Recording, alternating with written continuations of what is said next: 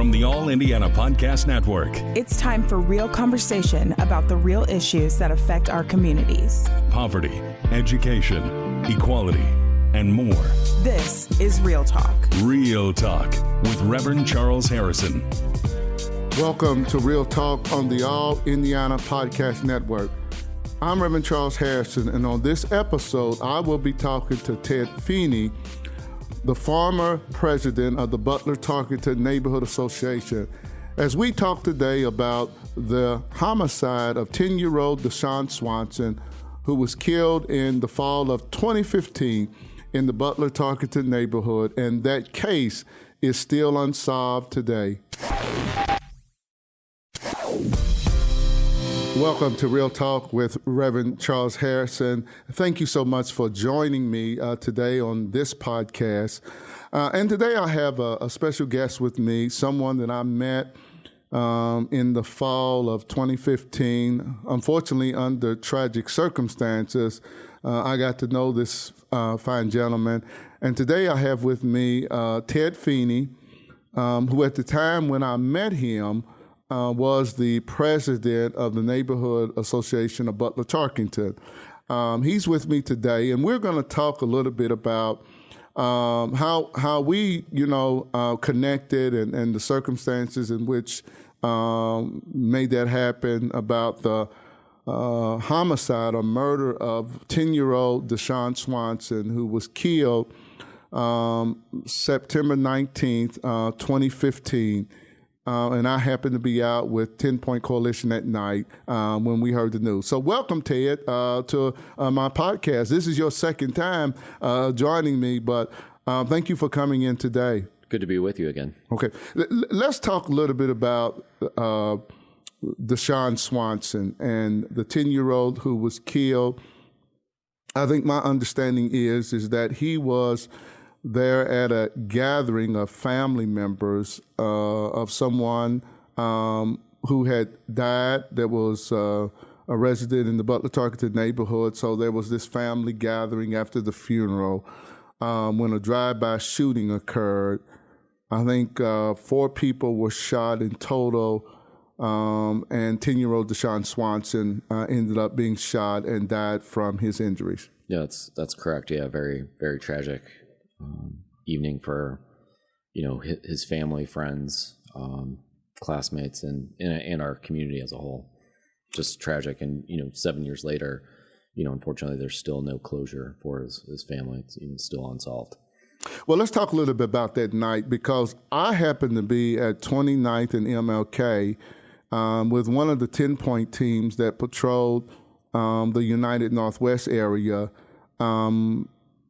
I was there, and we were, really preparing to leave the area when a police officer stopped at that location and informed us about the shooting, that there had been drive-by shooting. 4 people had been shot.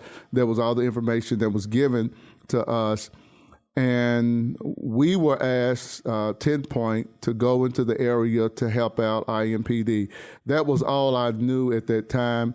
By the time that I got to the scene, I think sometime later we heard that one of the individuals shot was a child.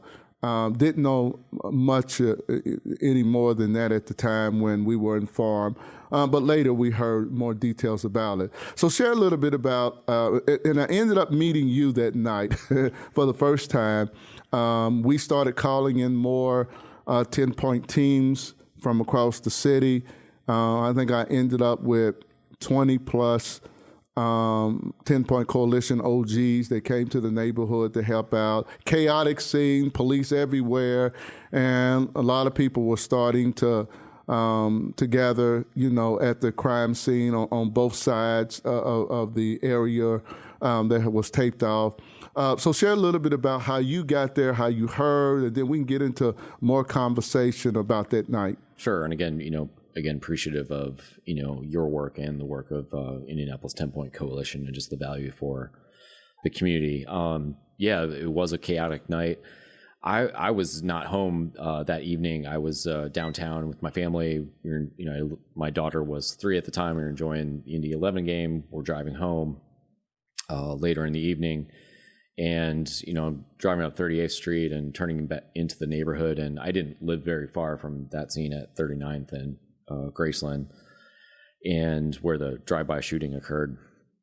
And really saw the sky lit up with, the lights from police vehicles. And you can tell it's every cross street. You can just see police and activity everywhere.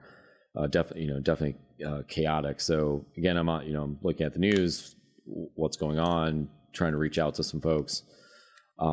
Made my way to the scene, and just awful for the family, friends, neighbors that live. Nobody should have to live with that sort of drive-by shooting. So as I look around, I'm just sort of I'm bystander. I'm taking it all in, neighbor, and looking at, and I see the reflective vest from 10 Point Coalition, volunteers, and I'm saying, okay, that's hasn't not happening here. Okay, you're on the ground. Is something that should reach out, and it's in the. It looked like they were calming the scene, talking to neighborhood residents, perhaps family members. So I was aware of the organization, but definitely found value in that, and it was helpful, and I saw that as a big help, to the neighborhood. And you have to think of the bigger context of 3 weeks before, where there was 2 murders, young man who was 32, another that was 20, and then just a couple, 3 weeks later, now it's a 10-year-old boy.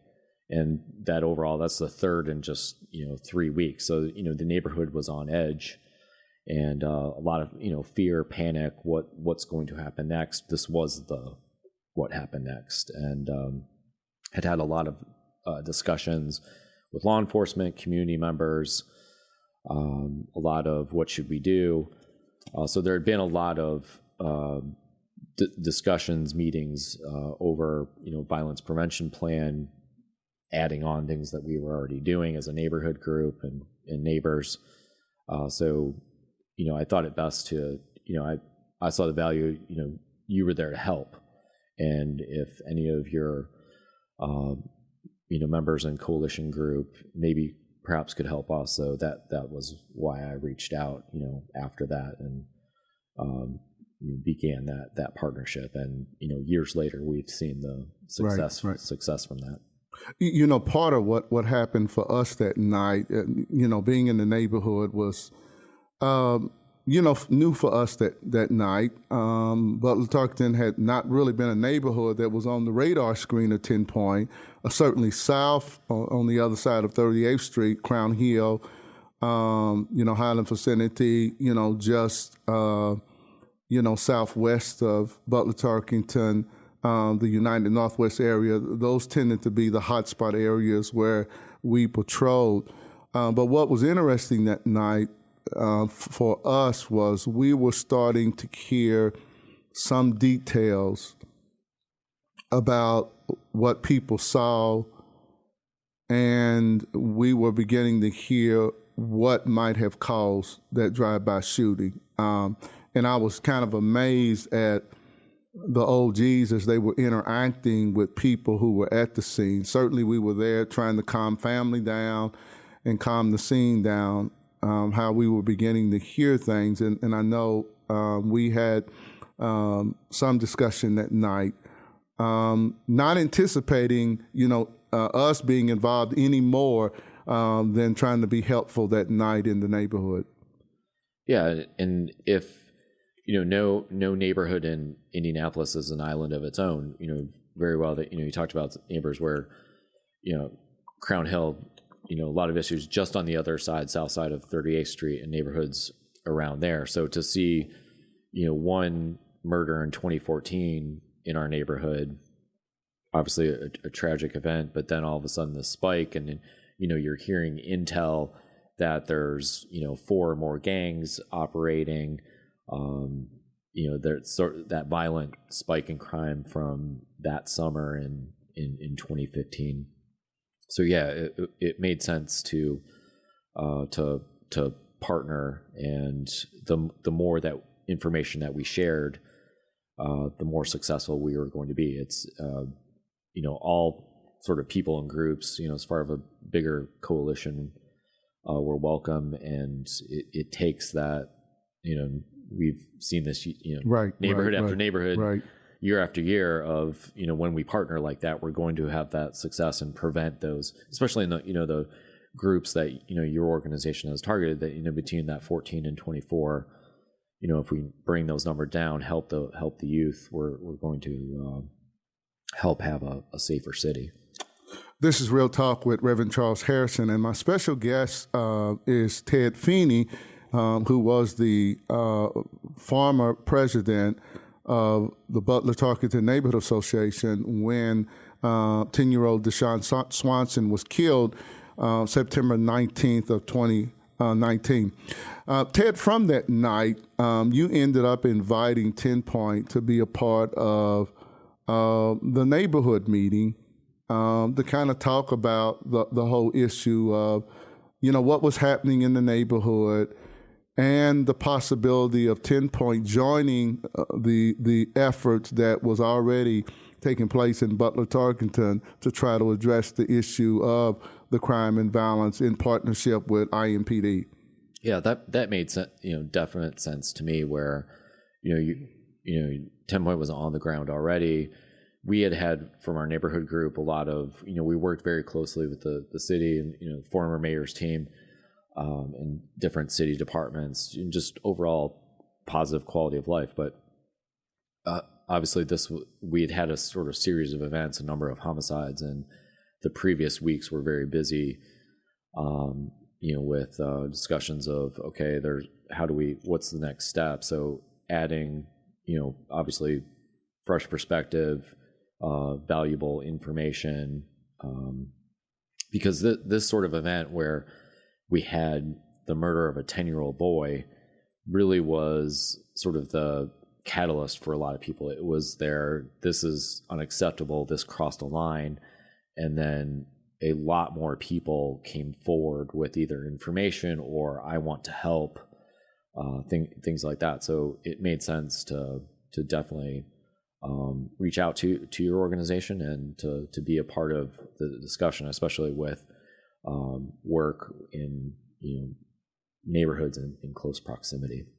One of the things that I remember that night, when me and Reverend Ellis, the late Reverend Ellis, came to the meeting, was just the large number of people that showed up that night, and obviously we could sense the concern that the neighborhood had based on the number of homicides that already had happened. And the day after, the meeting with the neighborhood, we had another homicide in Butler Tarkington, and we met again at that scene. And it was at that point, I think we made a commitment. I think Wallace Nash ended up showing up at the scene that night. I had a chance to meet Wallace.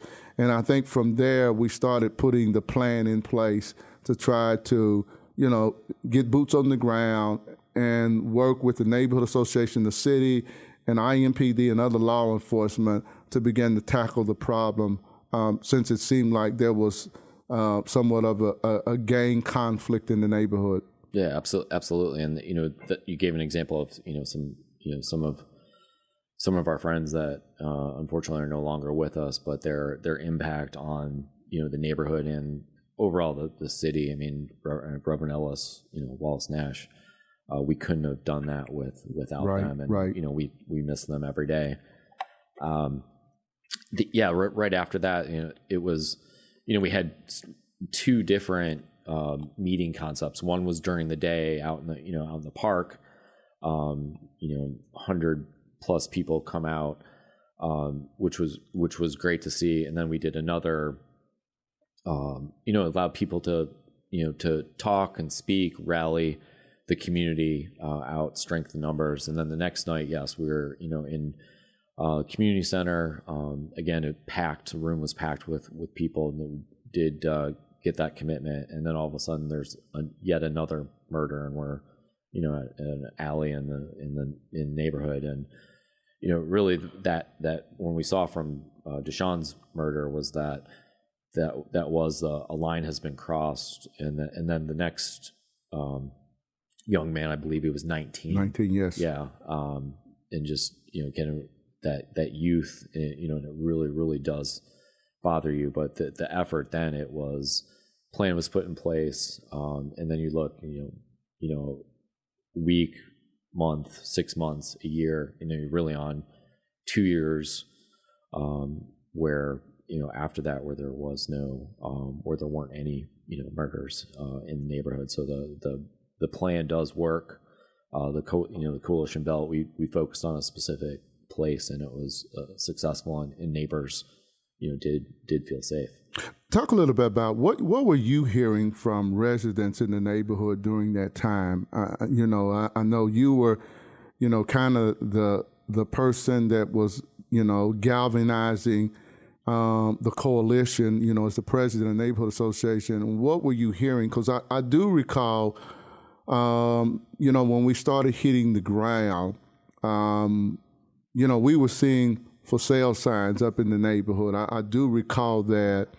And we could kind of sense the concern that people were having, particularly between 38th Street to about 42nd Street. Yeah. Yeah, and you mentioned that, where the murders were very concentrated in a very small place, and residents there were frightened. They're just really terrified what was going to happen next. And it wasn't just the murders. There was other shootings that had occurred. Young woman shot and thankfully made it to the porch of somebody that ended up helping her. Things like that.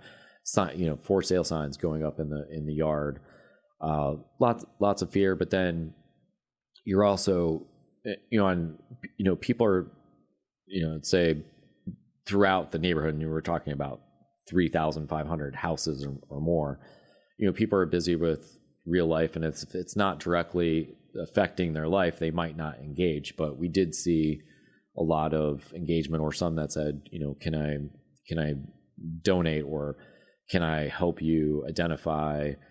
We had an initiative of streetlights that weren't working, or abandoned homes, things like that, and got a lot more sort of volunteers from that, and people seemed to be more willing to share information, like, oh, that house over there's some suspicious activity, more comfortable talking to law enforcement, where maybe before there wasn't that interaction. And what it really did, all of that activity, was shine a bright spotlight on a particular area, and then it helped neighbors feel safe.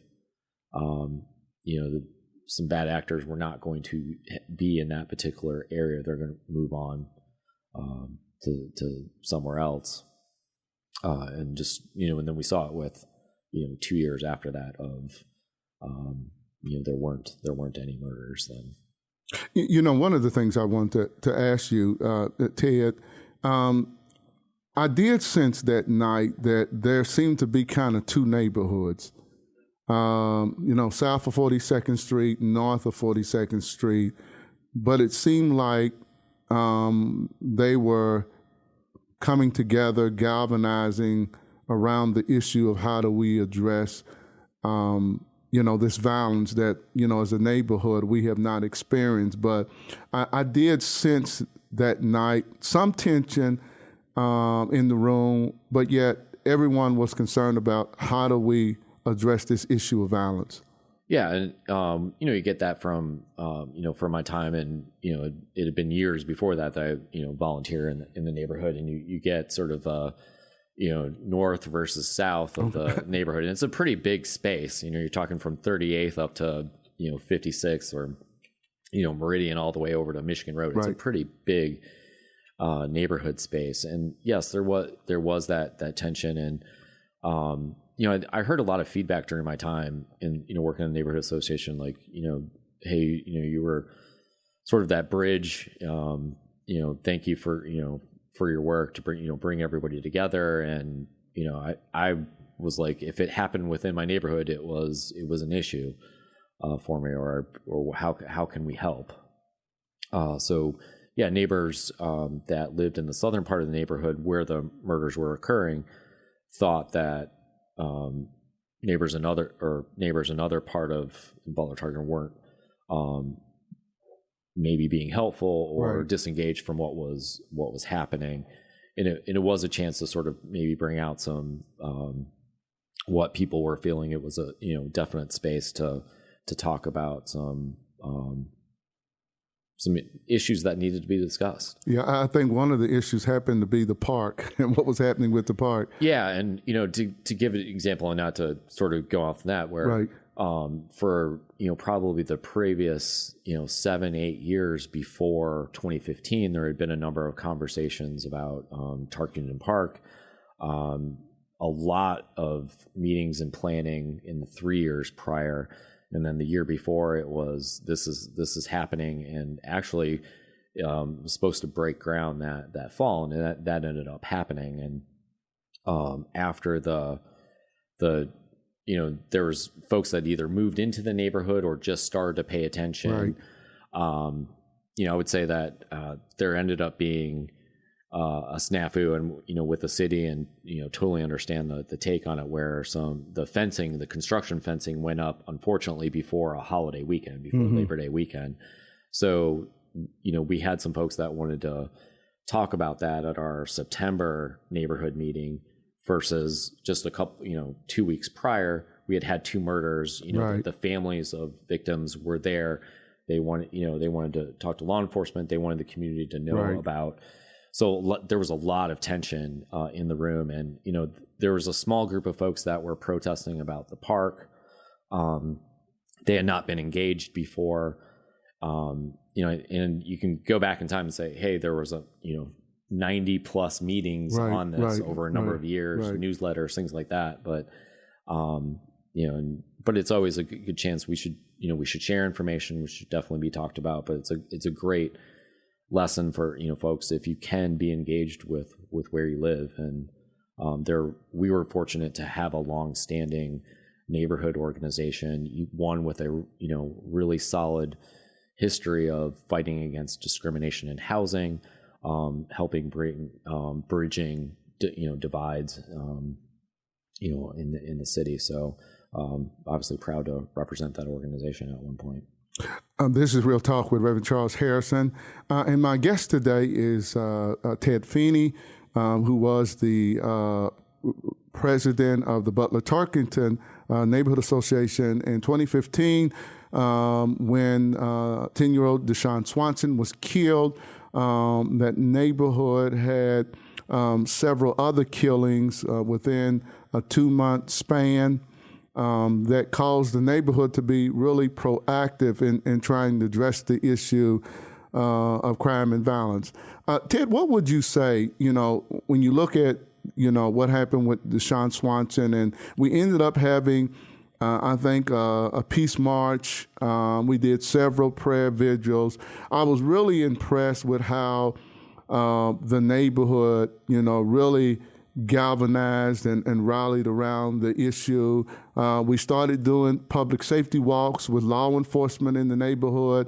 And I think that became a model for what you're seeing, in the last several years with the mayor's office, with IMPD and other neighborhoods kind of doing those public safety walks that really kind of started in Butler Tarkington, where residents and law enforcement, would walk through the neighborhood together. I think it was also, we had the Butler Police Department, so the Butler Police Department, IMPD, and Neighborhood Association, and then 10 Point.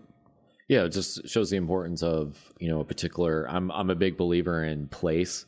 And, we had this neighborhood, and it was utilized who was there, who wanted to help, and find a spot and for everyone and their efforts. And people do want to help. And yes, you see that, and like, you could see, well, they're out, groups, walking together, obviously becoming familiar with what is happening, to interacting with residents. That's important work, Right. and it needs to happen.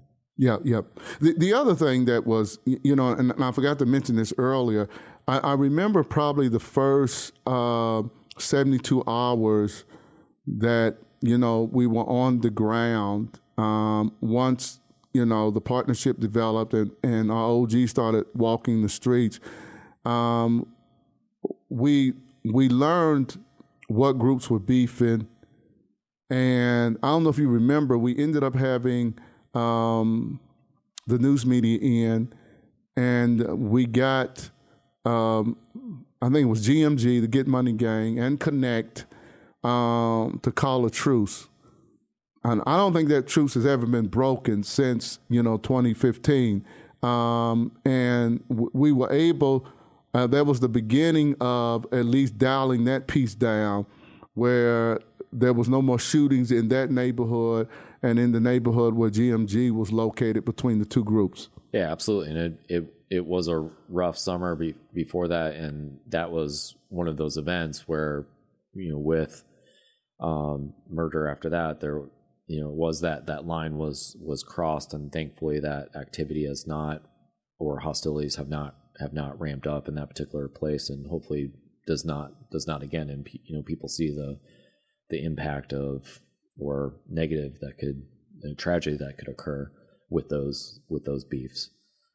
But it is that work where, there was, those tough discussions with folks of this can't happen here. And this is the fallout when, right. When it does happen.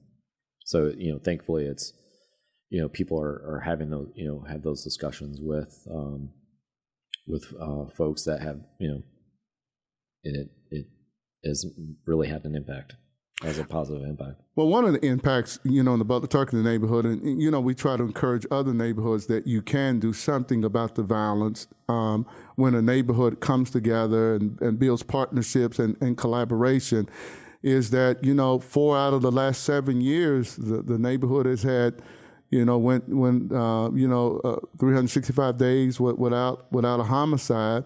Some of the homicides that did occur tended to be more domestic, which is kind of outside the scope of what we were focusing on in reducing the street violence. But I do think the Butler Tarkington model has been a model that I tend to brag about everywhere I go across the country, as a model that I believe can work when, it is neighborhood driven and more of a bottom up approach to addressing the issue of crime and violence, because I think every neighborhood is unique. And it's a different strategy based on what's going on the ground that can work in helping to at least reduce the level of violence. Yeah, definitely agree. And this was a great example of, all these people in groups came together, the community, law enforcement, 10-Point Coalition, nonprofits, faith-based community, and look at the results. And it's year after year after year. And, unfortunately we've seen a dynamic of some, domestic homicides that have happened. And it's not a, phenomenon that's, right. unique to Indianapolis. Unfortunately there's been, other instances that's, like a house party where, there's a, large group of individuals and there's a murder. Those are going to be tough to Oh yeah, prevent as well. yes. What was that group that had it? Was renting out their property for a party. Yes, which is really in close proximity where Deshaun's right. Murder was, where it was that dynamic of, you have a lot of either abandoned homes or rental homes, and it's not that, and if there isn't that focus on housing, you're going to have some negative consequences. And as we saw, like one of the years where there was a homicide, unfortunately. Yeah, I think the residents of Butler Tarkington was upset about that, because you had this party and all these people come in from outside the neighborhood, and the neighborhood was not even aware that it was that there was a party. A party was going to happen there. Yeah, and tough to prevent those types of things. But if you do all of the work that that we've talked about and has been out there for years, going to be successful. Utilize the people and groups that are there in a particular space, and that's why I'm been a big big advocate of the work that we've all done. And I know sometimes you get heck from people of constantly talking about it, but you really need to. Yes. Because if you don't push that, there's going to be. I do. Yes, I do. So we've seen the success of that, and you take that one neighborhood, and then you add on to that, right? And we've just seen, in contrast that with what has happened in Indianapolis.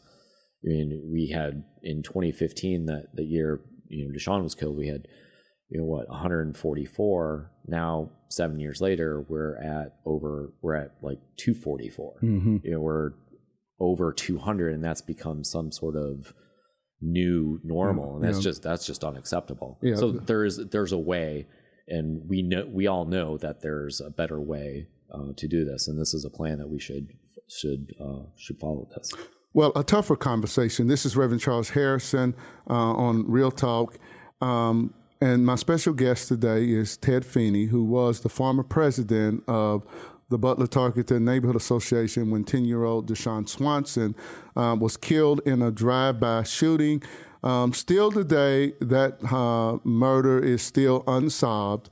Deshaun represents a number of black males in this city and females who have been shot and killed, and those homicides are still unsolved. In 2020, we had Roderick Payne Jr., 8-year-old, who was shot and killed in his home after finishing eating dinner.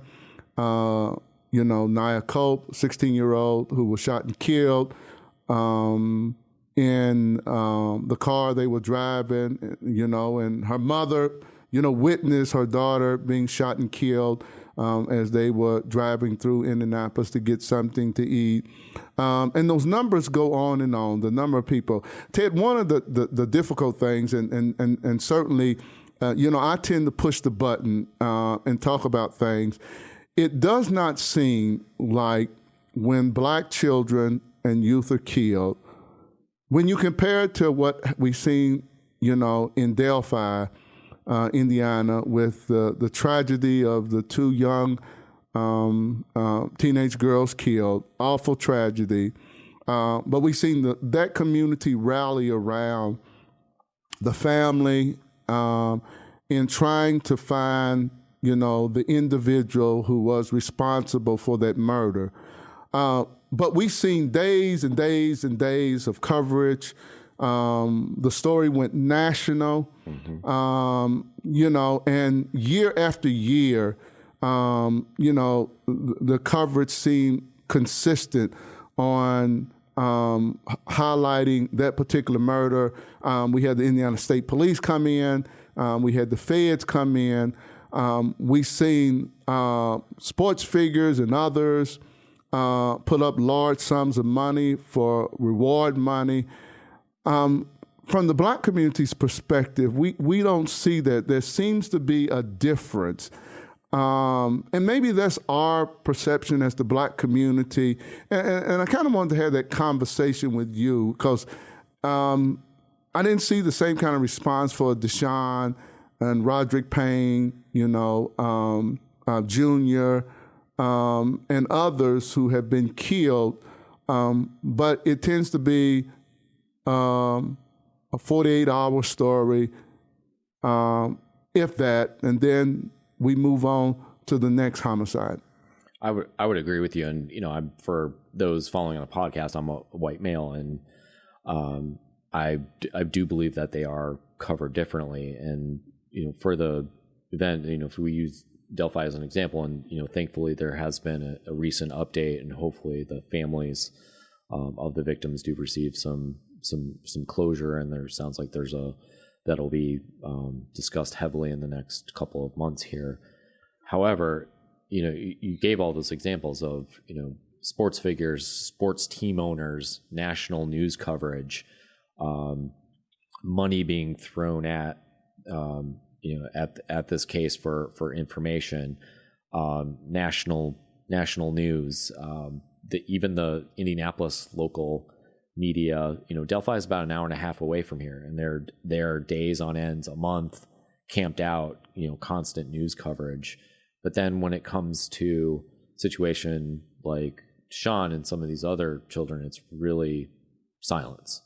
It is that day story. So, I believe it's that there is that difference in coverage, and that's something where, we definitely need to have a conversation as a city of where are we headed, how can we help our youth, and I don't really feel that's happening.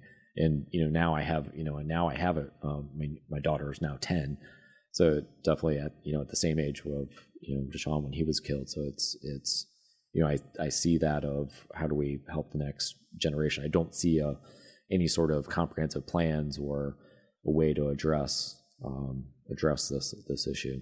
I think we have to address it. I'm just looking here. Sean Swanson was killed in 2015, 10 years old. Roderick Payne Jr. was killed in 2020, 8 years old. Nia Cope was killed in 2020, 16 years old. David Lowry Jr. was 16-year-old, killed in 2020. And then Deshaun Beals was killed in 2021, 12 years old. And those are just 5 of many who were killed, young men and women of color. And it's difficult, and I'm not for sure why, to get the media to continue to cover these cases, and talking with families and neighbors. And, our concern, I think we really pushed the envelope, I would say, some of us black leaders, with the FBI, that if you could put up reward money for the teenagers in Delphi, what about the teenagers and children who have been killed in Indianapolis? Where's that same, concern, consistency? Because it feels like that black lives are not as valued as white lives, and that was a concern that I still have. I try to, I try to keep these stories going, but it really concerns me that the same kind of focus and emphasis is not put on it, because someone knows who killed all of these individuals, and sometimes, unfortunately, it may take reward money to get someone to come forward who may have information that could lead to the arrest of the person or persons involved, so that all of these families can get closure and justice too. Yeah, and thank you for continuing to push and talk about those. And I think I sent you a message, the other day about. Yes. I saw the just the sort of the FBI sort of in thankfully the news station and yourself pushing it, bringing that back again, and it needs to continue for all of these kids. I mean, their families and friends need that closure. And we unfortunately see that dynamic of it becomes a 1 or 2 day story and then it's over and then move on. And unfortunately, we're seeing the dynamic of younger and younger yes. Being killed yes. Each year. And last year was horrific for that, and it hasn't gotten any better. It's on par. And yes, we need to keep that going, apply that pressure, and keep talking about these youth. And with the number of murders above 200 every year, it becomes the awful dynamic of victims are getting younger and younger. You're going to have more unsolved. Yes, it's just more just awful the unknown for, families. They're not going to have that closure, and just, no family should have to live like that in fear of bullets flying through the window or bedroom or on the porch or at a memorial service. In Sean's case, that's not how we should live as a city or society. And, unfortunately, we don't get that. I see a sort of a breakdown of, whether it be political or our, media coverage or our actual civic institutions are breaking down as well. They're not putting together any sort of comprehensive plans to address these issues. One final question. I think most neighborhoods, and when we go in, whether it's Indianapolis, Cleveland, Ohio, Columbus, all the way Baltimore, Anderson, Muncie, I think most people feel like in these neighborhoods they cannot really do anything about it when it comes to the violence. That, some people who can't afford to move have to live in those neighborhoods. Others who can't afford to move, they move out of the neighborhood to a neighborhood that is more safer. What would you say to neighborhood leaders and residents who are grappling with this issue of what can we really do to help lower the level of violence in our neighborhood? You can't. I sort of push back on the sort of the narrative that you can't. Yes, you can. It has been done. Here's a model that it's been done. It's worked for a number of years, successful. So it can be done. And it's, we sort of live in this age now where, everyone's on their phone all the time. Yes. And we're not, I'm not that person. I'm more of the, out. I would rather interact, in person meeting, things like that.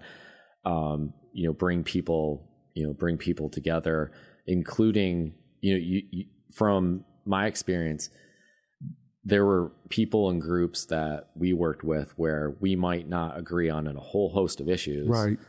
But for this one thing, we were in lockstep. Like, we all agreed that this issue was, we had to take action. So, again, it can be done. You can take back your neighborhood, you can have success. And you never know, there will be people and groups out there that will help. And that's what I'm optimistic about. So when I hear you sort of talk about these other cities, obviously we'll root you on, and hopefully it expands into other areas. And again, Indianapolis is my home, and I want it to be a safe city.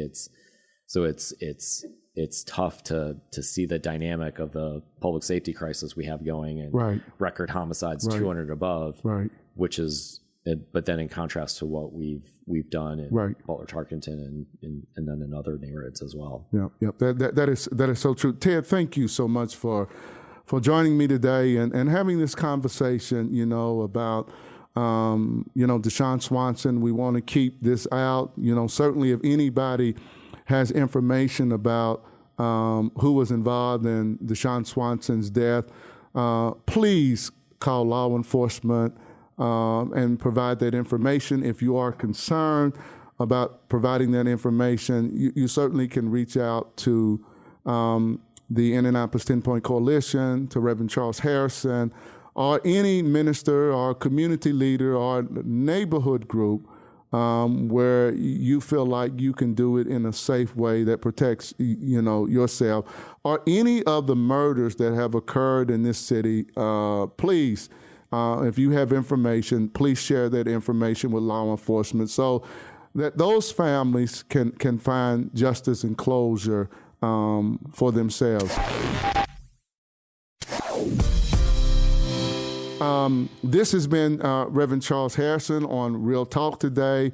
Thank you for joining me, and join me next week as we bring more Real Talk that affects our community here in Indianapolis and across this state and across the country. Be sure to follow and subscribe to this podcast and share it on Facebook and Twitter. This is Reverend Charles Harrison, and I pray that you have a blessed and you have a wonderful day. Thank you. This is Real Talk with Reverend Charles Harrison. Be sure to like and subscribe to this podcast. And be sure to check out other great podcasts on the All Indiana Podcast Network. Online now at allindianapodcast.com.